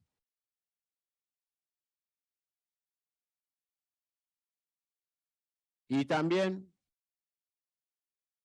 no es fácil para acceder a la salud. Puede acceder a la salud básico, porque nos pasó con 2 compañeros que tendrían que operarlo y al no tener documento los hospitales que fueron no toman cargo de poder operarlos. Le dicen tiene que tener un DNI extranjero que sea o un DNI argentino para que te opere. Entonces es medio difícil para ser como migrante ahí. Y nosotros como organizaciones, como asociación, estamos tratando de ver la manera en la cual podemos hacer todo. En momentos de pandemia, el gobierno de Argentina estuvo dando algunos ayudos a la población que vive adentro de Argentina. Pero, por ejemplo, nosotros, al no tener documentos, no era fácil de acceder a estos beneficios. Por ejemplo, los IFE, que eran ingreso familiar económica, que no pudimos acceder. Entonces, como organización también tuvimos que golpearlo a ANSES.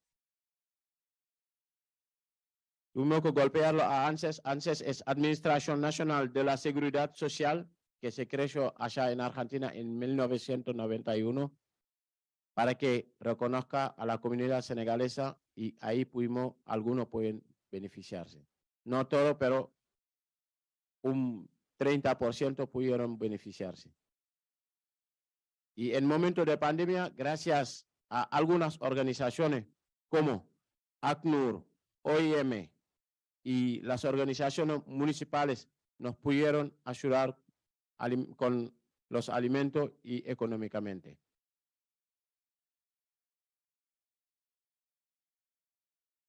Entonces es complicado ahí para estar y viviendo dentro de este país.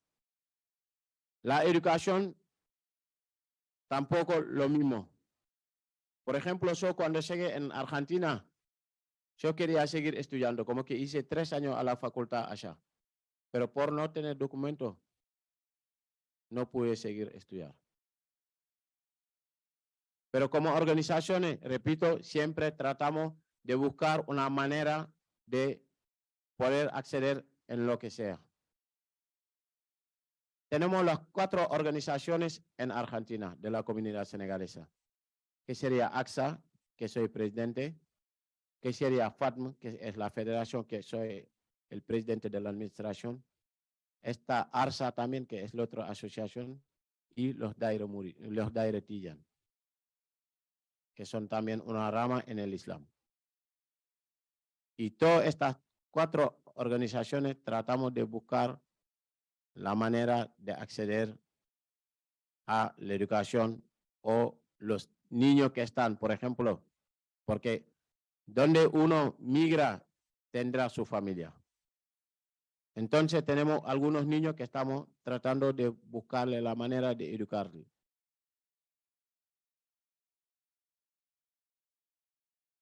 Ahí también tuvimos la oportunidad de abrir 2 teles, los 2 TV, que es Big Dealer TV y Tuba TV, para poder pasar todas las informaciones y poder pasar todo lo que es la cultura senegalesa. Y también tenemos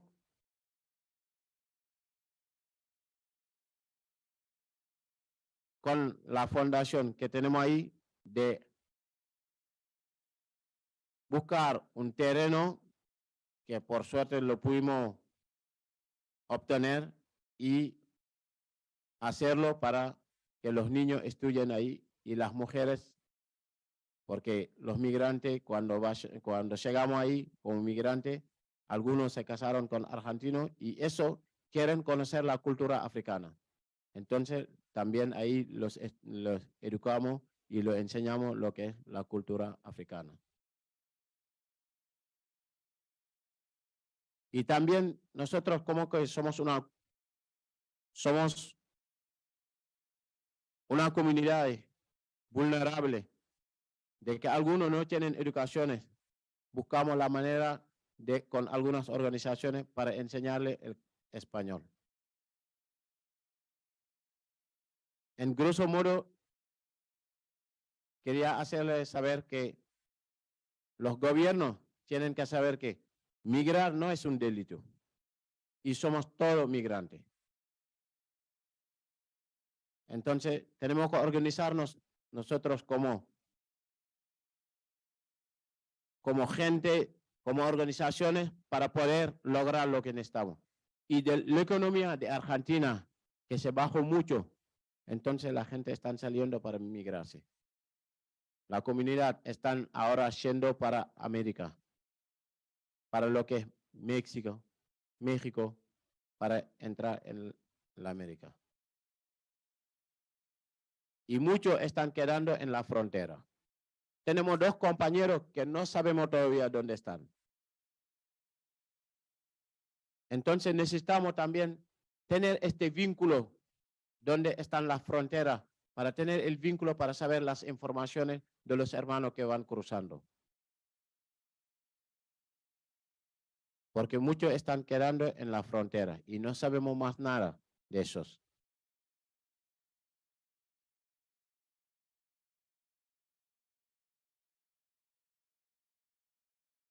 Sé que ya va los minutos, como que me quedan pocos. Vuelvo a agradecer a todos los que están participando en esta conferencia y les digo muchas gracias por todo.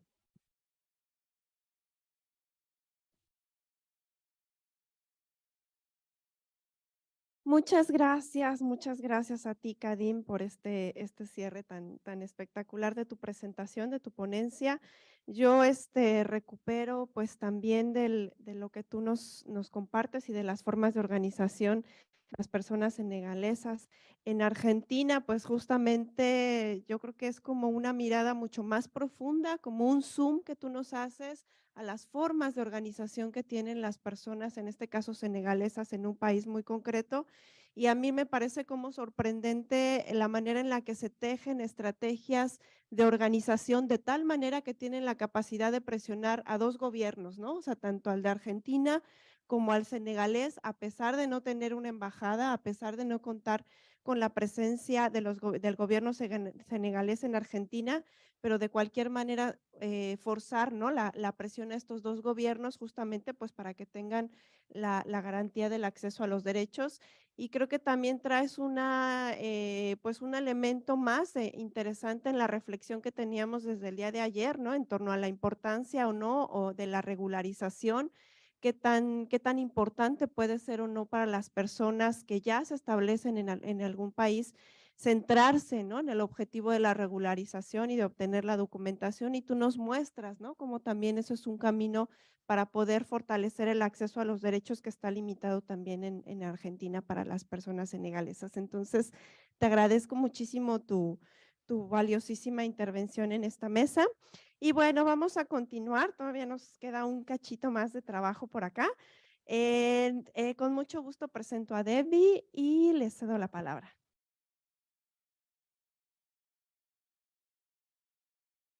Muchas gracias, Samantha. Quiero dar gracias a la Universidad Iberoamericana y a todos los ponentes que están conmigo hoy, aparte de la audiencia, por querer participar y aprender sobre estos temas de migración, de cómo podemos organizarnos como comunidades en solidaridad con los colectivos migrantes. Mi presentación de hoy será sobre un colectivo migrante muy especial al cual yo soy miembro y cofundadora.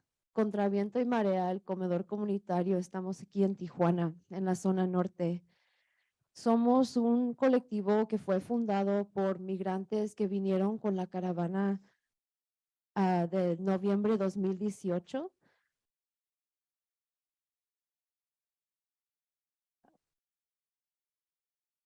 Oh, no, esa no es la…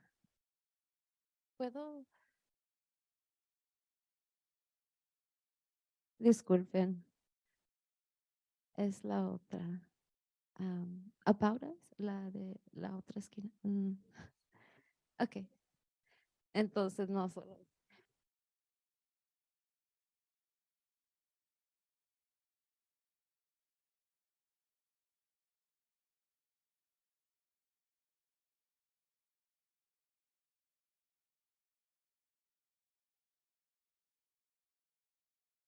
Empieza en la esquina de este lado.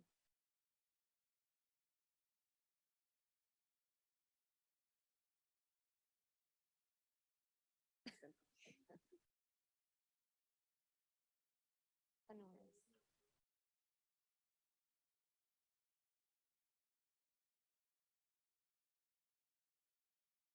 Ayudar. Ah, perdón. Perdón, Gabriela, no, ya no eres Gabriela. ¿Nos puedes ayudar a pasar las diapositivas desde el inicio? A ver si desde allá sí podemos tener el orden que tiene la presentación.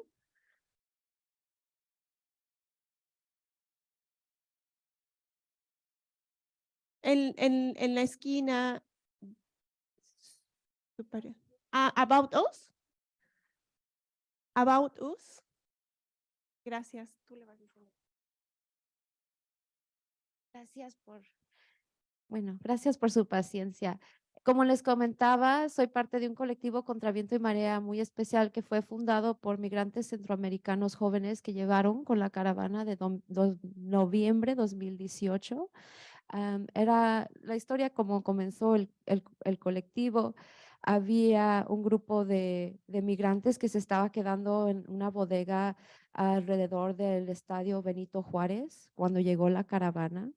Había como 5,000 personas en ese tiempo que vinieron primariamente de Honduras, El Salvador, pero también de Guatemala y otros países que llegaron hasta la frontera, la única caravana que sepa que pudo lograr llegar. Entonces, los migrantes que estaban viviendo en esa bodega empezaron a organizarse autónomamente. Comenzaron con un equipo de cocina, tuvieron su propio equipo de seguridad, eligieron un presidente, un vocero y después de un tiempo la bodega fue clausurada por el gobierno municipal.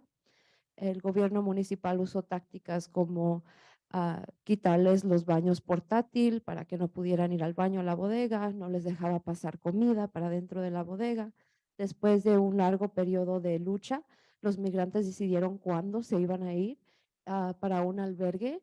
Y en ese punto, los que eran organizadores, era un grupo como de 20 muchachos y muchachas y muchachas, y ellos querían seguir organizándose autónomamente. Entonces, de ahí nació el comedor. Se hizo una llamada para la solidaridad con grupos colectivos transnacionalmente y reunimos los recursos para abrir el espacio donde estamos hoy, que ese es el comedor. Ahora, los servicios que tenemos, damos comida, a la semana, damos 1,000 platos, comida caliente casera centroamericana, damos ropa, damos kits de higiene, todo lo que se puede usar para cuidarse una persona, carpas, todo eso lo damos gratis a las personas que vienen a comer, que lo solicitan. Aparte de eso, también tenemos otros servicios que ponemos como una clínica de acupuntura una vez por mes por la ayuda de nuestros aliados acupunturistas sin fronteras. ¿Puede cambiar la página, por favor? What we do, lo que hacemos.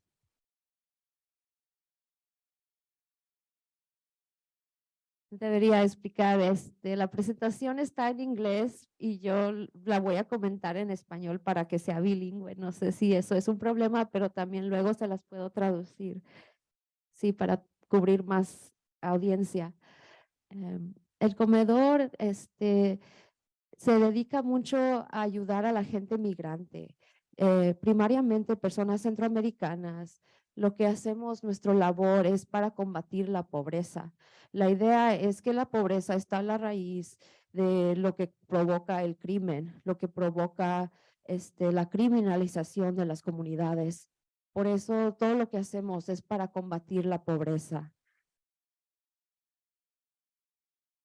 ¿Puede cambiar la siguiente, por favor? Where we're situated, ¿dónde estamos situados? Esa, sí, correcto. Aquí les presento un mapa y les hablo un poquito de los tipos de gente que ayudamos, mujeres con niños de la vecindad, trabajadores ambulantes, a los albergues LGBT, a las personas con discapacidades físicas y mentales que viven en la comunidad alrededor. Un segmento de las personas que vienen a nuestras comidas al diario son personas en situación de calle. El comedor está situado en una zona donde está extremadamente militarizada. Vemos las patrullas de la Guardia Nacional, la Policía Municipal, otros actores militares que hacen que la zona se sienta como una cárcel de aire abierto o una zona de guerra. Es una condición para la gente pobre que vive ahí, donde están en limbo porque muchos no pueden cruzar para Estados Unidos y igualmente no pueden regresar a sus países de origen y quedan atrapados aquí en esta zona donde viven muchos migrantes porque aquí es donde está más baja la renta. La siguiente, por favor. Mutual aid, ayuda mutua. El tema de nuestra presentación hoy de parte de mi colectivo es sobre las estrategias de resistencia y lucha que usamos como colectivo migrante. Una de esas estrategias es la ayuda mutua, que es en comparación a una distinción del modelo de caridad que se usa normalmente para dar ayuda humanitaria. Ayuda mutua es un modelo de organizar orgánico, horizontal y participativo. Todos son bienvenidos a unirse a la lucha, no tienes que tener una experta en particular, no tienes que ser un experto en un tema en particular, puedes ser quien sea con cualquier título que tengas o cualquier conocimiento que tengas, tú tienes un lugar en este colectivo, en este sentido de ayuda mutua. Se trata de crear relaciones y así a base de la amistad se organiza, no de intercambiar solo labor o solo fondos, sino crear una relación con las personas que están haciendo labor, con cuales tú vienes a hacer voluntariado o vienes a apoyar. Nosotros tenemos muchos voluntarios que llegaron a comer al programa de alimentos y al ver ya por varias semanas que siempre estaba buena la comida, que era un buen ambiente, se decidieron entrar como voluntarios. Entonces no hay distinción entre los que sirven la comida, que son los voluntarios, y los que vienen a comer. Somos los mismos, no hay distinción y eso es parte del modelo de ayuda mutua, que no hay distinción entre las personas que tú vienes a ayudar, son las mismas de la comunidad que son los voluntariados. El modelo de ayuda mutua es un modelo que imparte que tú tienes el poder de resolver los problemas que tienes con otros en tu comunidad que también tienen esos mismos problemas. No tienes que esperar que venga el gobierno municipal o una iglesia a ayudarte a resolver este problema que está pasando tu comunidad, por ejemplo, el de nosotros, el falta de comida, sino tú con tus vecinos, con otras personas que tienen hambre, pueden organizar un grupo de ayuda mutua, un colectivo, y pueden empezar a recaudar los fondos o recurrir a las maneras que puedan para llegar a tener lo que necesitan y empezar a ayudarse uno a otro. Eso es algo que es en contraste a otros modelos de caridad o de organizar. Ayuda mutua es también un modelo organizado a base de anticapitalismo, antiimperialismo, antirracismo, feminista y en favor de la justicia de los deshabilitados. En este sentido, ayuda mutua como un modelo viene de una perspectiva de la izquierda radical o más bien de origen radical, en que queremos ver que haya cambios a todos los niveles sistémicos de la sociedad. Haciendo este trabajo, no buscamos ser acoplados a las sociedades donde no estamos combatiendo el capitalismo, por ejemplo, estamos buscando hacer una distinción en la sociedad, en el sistema económico, político y social, cambiar la situación como está, no aceptarla. Y en este modelo se puede hacer este trabajo.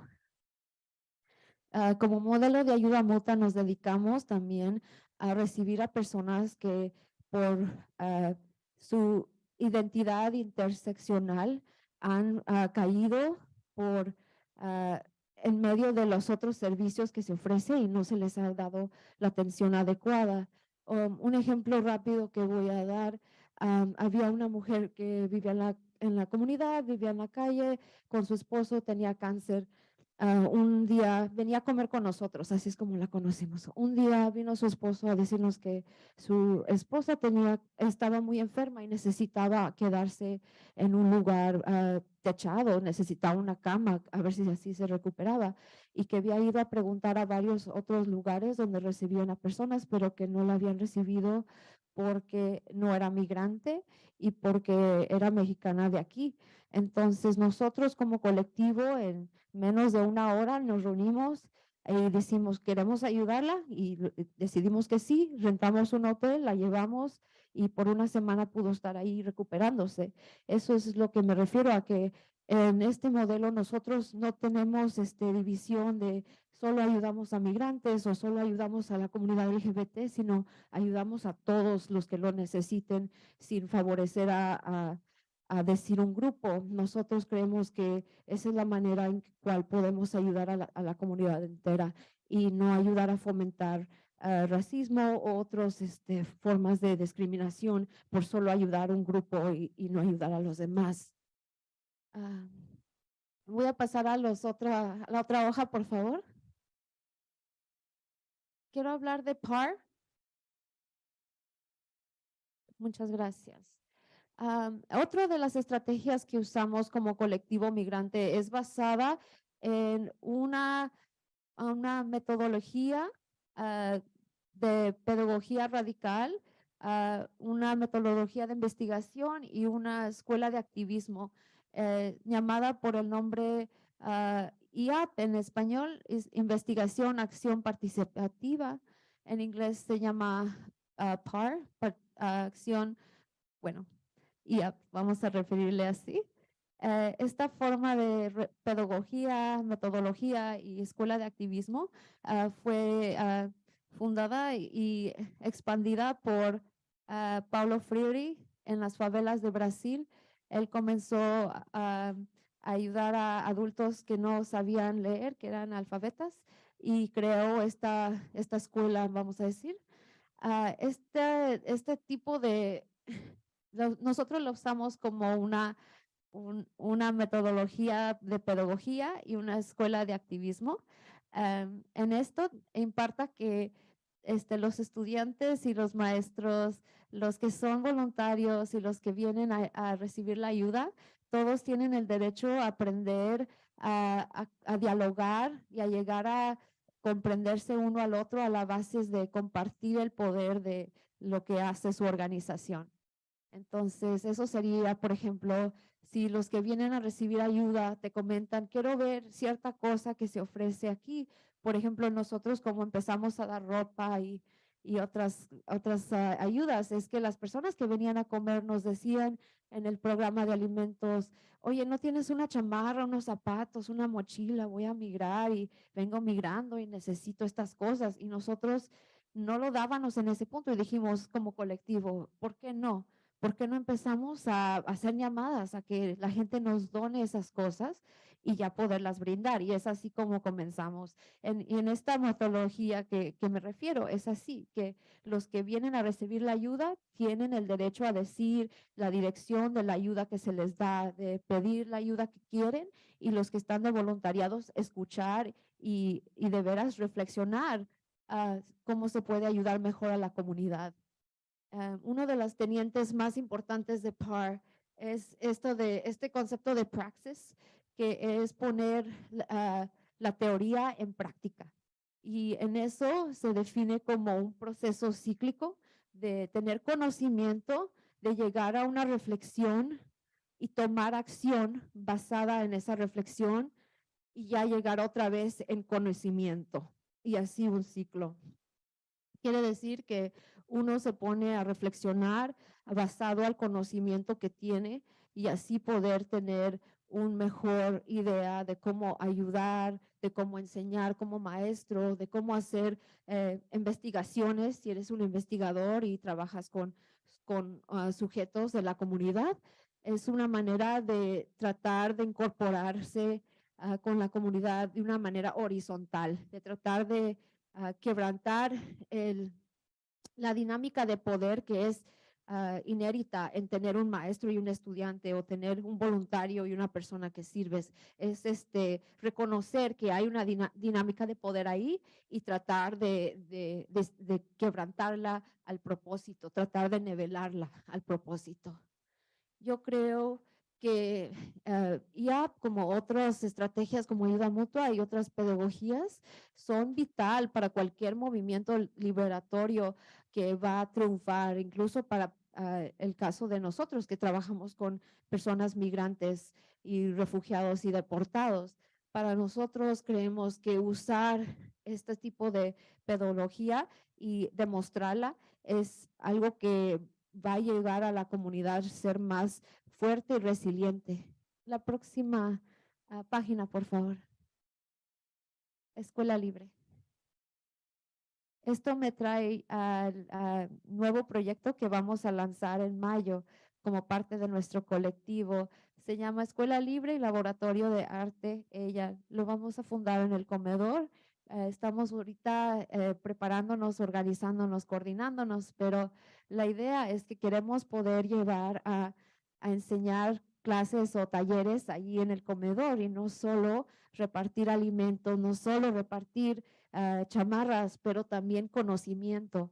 Tratar de que las personas que vienen a comer y también otros jóvenes de la comunidad tengan un espacio seguro donde enseñar, jugar y relajarse. Y parte de la iniciativa atrás de esto fue igual las personas que vinieron como voluntarios al comedor, que eran migrantes centroamericanos jóvenes y otros que nos pidieron esto, nos pidieron talleres de clases de inglés. Y nosotros como organizadores, algunos de nosotros decíamos, queríamos pues dar clases de inglés para los voluntarios, sí, pero no podíamos organizar algo más formal. Y de ahí ya salió la idea de la escuelita, porque otros de los voluntarios migrantes jóvenes, los compañeros, ellos querían, por ejemplo, aprender a freestyle rap o querían aprender a hacer música digital, electrónica. Entonces nosotros comprábamos un programa aquí y hacíamos acá, pero ahora lo vamos a buscar personas de la comunidad y otros que quieran participar en solidaridad con nuestro colectivo, que vengan a enseñar clases de cualquier tema que sea interesante y relevante para ellos y la comunidad, y vamos a tener educación para liberación gratis, que eso es lo que creemos que es el propósito de una educación, es que aprendamos a pensar por nosotros mismos, que no dejemos que nos influencia la propaganda del Estado o de la televisión, de los medios, sino poder analizar críticamente la información que te están presentando, descifrar por ti mismo qué te conviene más y qué está en contra de tus intereses. Entonces, eso es el conocimiento que se imparte a través de mucho tipo de aprendizajes y puedes seguir al siguiente. Bueno, en ese mismo, ahí en el rincón, upcoming workshops, por favor. Aquí les muestro una lista breve de los talleres que vamos a comenzar a dar. Incluyen meditación zen, la forma de arte marcial japonesa Aikido. Esta forma de arte marcial es increíble, es una forma de arte marcial que lo llaman como la depuración, una manera de purificar tu cuerpo, y es una forma de arte marcial. También vamos a dar clases de inglés básico y si se necesita español básico. También queremos enseñar criollo haitiano y un curso de cómo mantener relaciones saludables personales.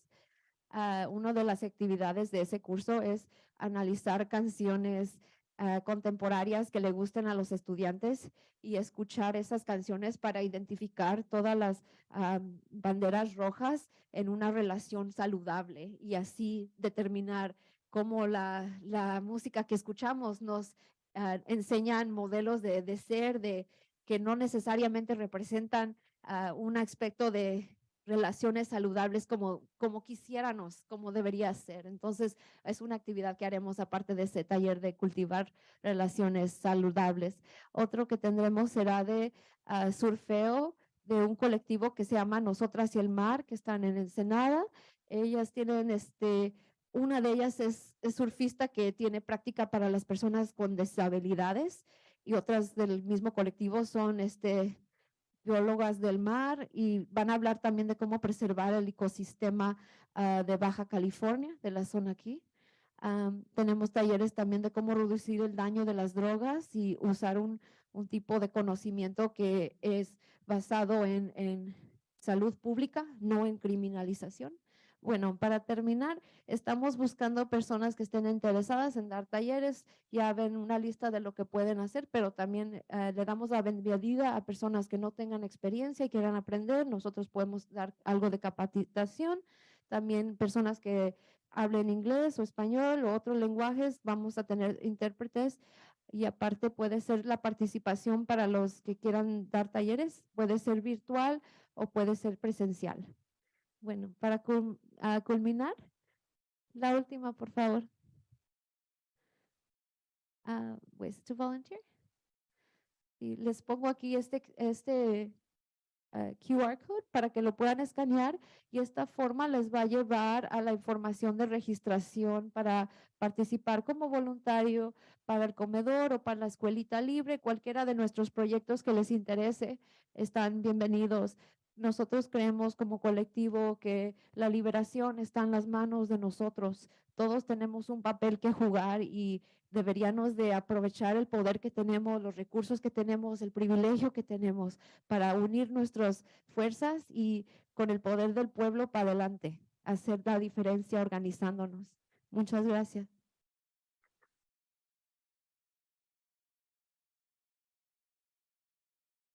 Muchas gracias a ti por la presentación y la organización Contra Viento y Marea, ¿no?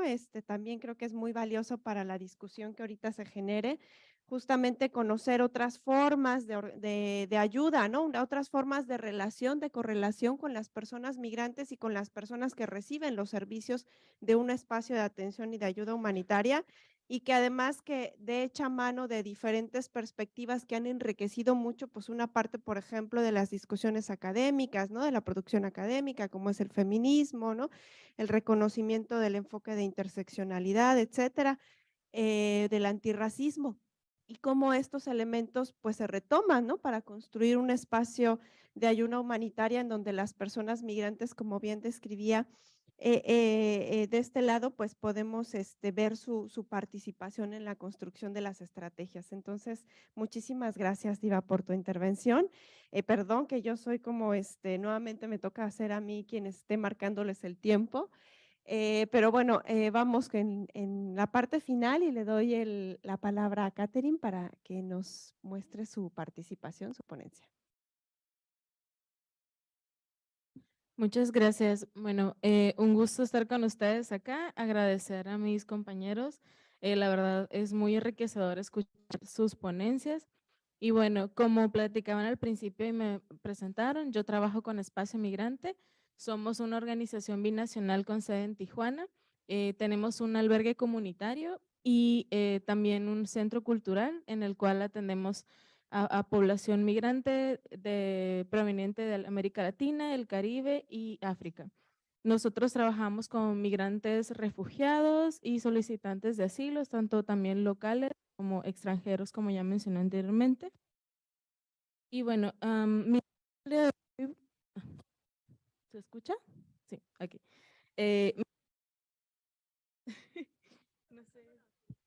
No sé qué pasa. ¿Sí se escucha? Muchas gracias.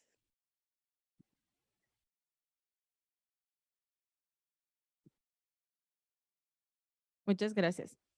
Mi discurso el día de hoy va más basado en qué es Espacio Migrante. Y bueno, como mencionaba anteriormente, nosotros tenemos el albergue que recibe familias con niños o sin niños también y menores no acompañados.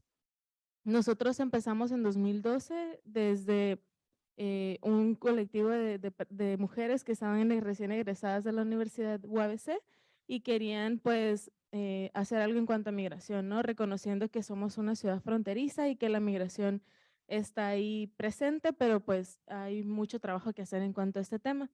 Entonces, pues empezaron con algunos proyectos en el Desayunador Padre Chava y sobre todo su enfoque era con población deportada.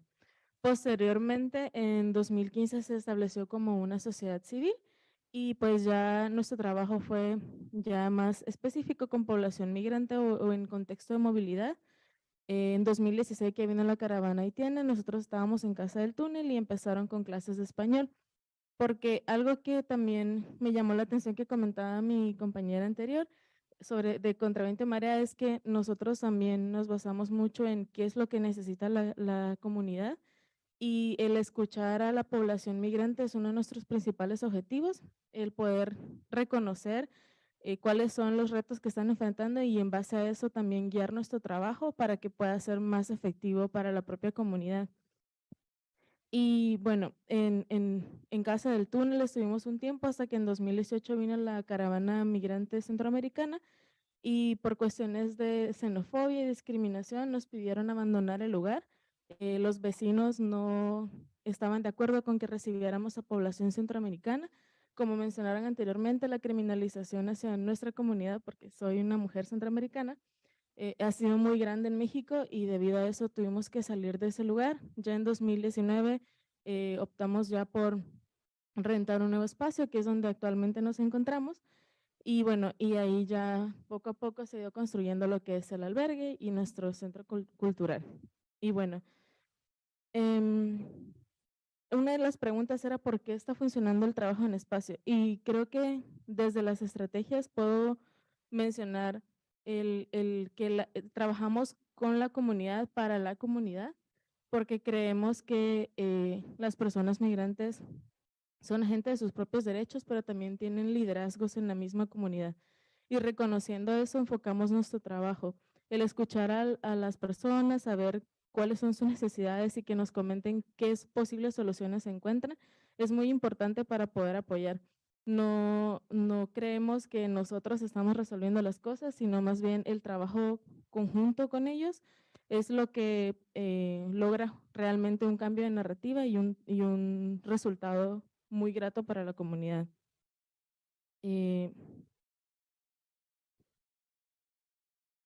Nuestro trabajo también va con voluntarios y esto viene desde las clases de español, que son profesores voluntarios que han estado desde el principio, pues dando clases de español a la población haitiana y africana.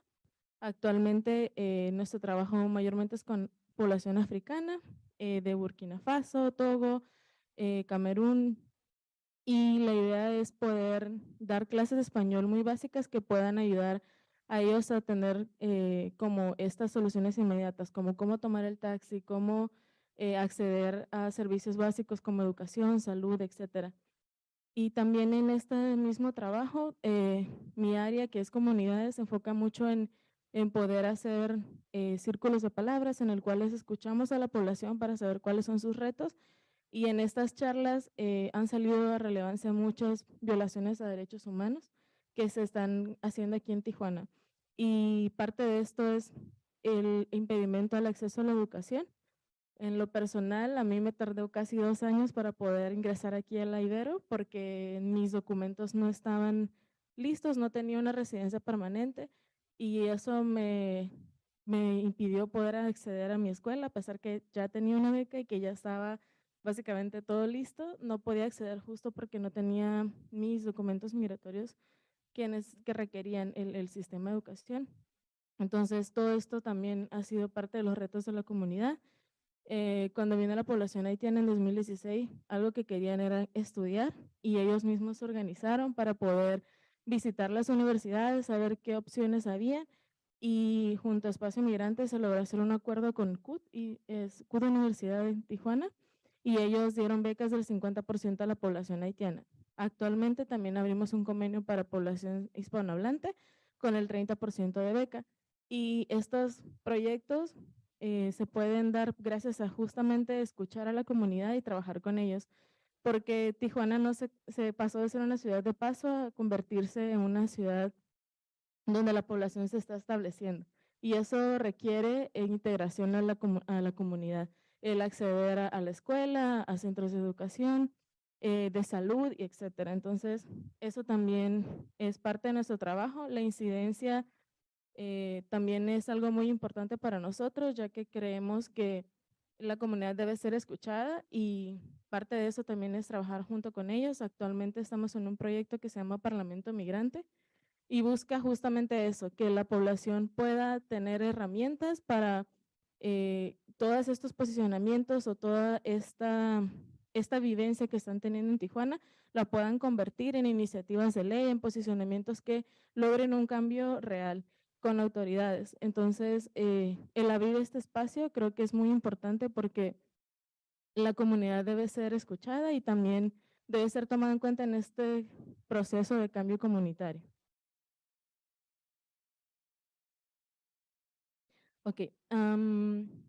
También algo que en cuanto a esto de la incidencia, me gustaría agregar es que el tener que estar más tiempo en Tijuana o tener que incluso cambiar muchos de sus procesos migratorios, a lo mejor sus proyectos venían desde cruzar a Estados Unidos y solicitar asilo a tener ahora que quedarse en México porque las políticas les han orillado a esto, ha traído como consecuencia que las personas se expongan a mucha violencia. Y esto va desde el racismo y también la falta de justicia del lenguaje. Nosotros le apostamos mucho a eso porque en instituciones públicas y también privadas donde necesitan algún requerimiento a la población o que quieran algún proceso o trámite, no pueden tener acceso porque no hablan español. Entonces, el poder habilitar estos centros o estas instituciones con diferentes intérpretes en creol, en francés y en inglés es muy importante. Muchos de la comunidad ellos mismos se organizan para que puedan haber intérpretes en estas instituciones.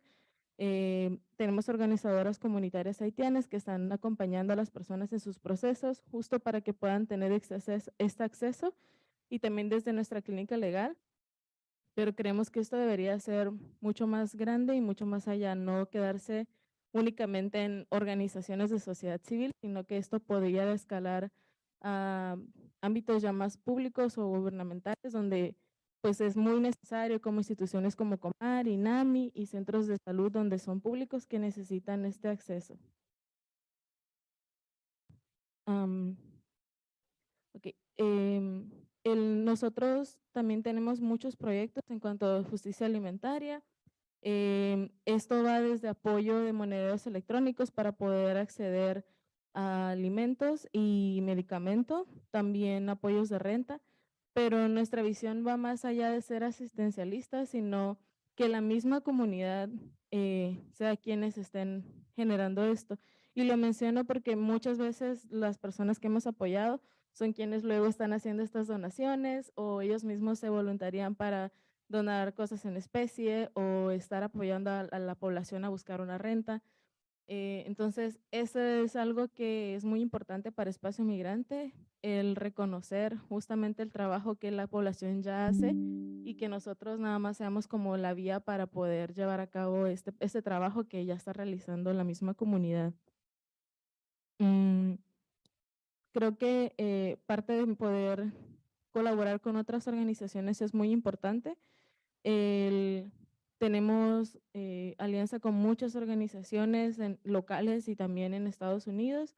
Los talleres que se dan en nuestro centro cultural vienen desde artistas locales que tienen amor también por el trabajo comunitario, como Jugamos a Leer, como lo son también semilleros creativos y demás organizaciones que están trabajando con niñez, con mujeres, con población joven, y etcétera, ¿no? Como poder reconocer que el trabajo es muy grande, es mucho lo que se necesita, pero también hay organizaciones que ya están haciendo esto. Entonces, el poder contar con aliados en Tijuana es muy importante porque, como repito, son muchas las necesidades. Por ejemplo, hay una población que llega y necesita rentar un lugar o quiere entrar a trabajar, a lo mejor nosotros no tenemos una opción en ese momento, pero poder canalizarlo con alguien más es muy importante y creo que esto ha sido algo muy fundamental en Tijuana, el que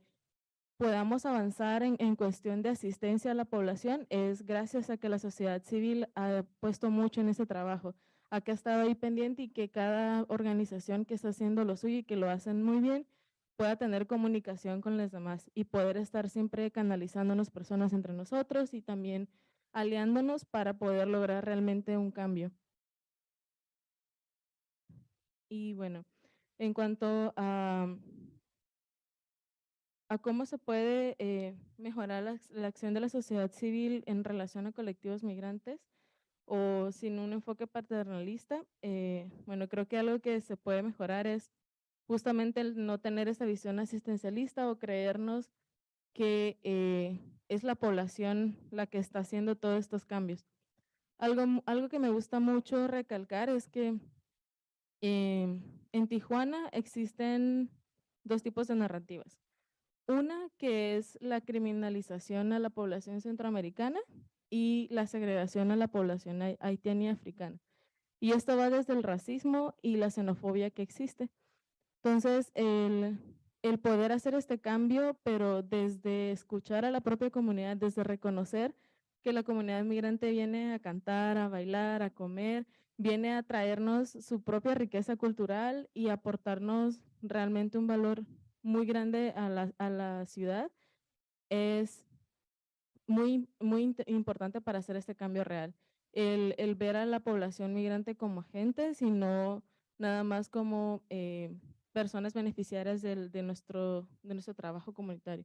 Entonces, creo que eso es algo muy importante que la sociedad debería de mantener siempre, la sociedad civil, y que creo que en Tijuana es muy notorio, que la sociedad civil se enfoca en eso, en escuchar a la comunidad, en dar ese espacio para que puedan mostrarnos justamente toda esta riqueza que traen y que pueda ser visible de una manera mucho más grande. En lo personal, confío mucho en que cada organización hace su trabajo desde el amor. Y esto lo digo porque en lo personal, yo cuando vine a Tijuana fue muy difícil para mí el poder acceder a derechos tan básicos y recuerdo que cuando conocí Espacio Migrante algo que me enamoró así rapidito fue que justamente estaban incluyendo a la sociedad, a la comunidad migrante en estos procesos de cambio y escuchar qué estaban necesitando o qué querían hacer era algo que yo miraba nuevo porque en el resto del país no se veía. Yo venía de Tapachula donde hay mucha segregación, donde casi no hay información de organizaciones, al menos en ese año que yo vine, que fue en 2018, y poderme encontrar con algo diferente en Tijuana fue muy bueno porque justo recuerdo que empecé como voluntaria y luego ya quería ya estar justamente en ese trabajo de lleno, porque creo que algo que sucede y que me gustó mucho es justamente permitir que nosotros mismos, que la misma comunidad migrante sea quienes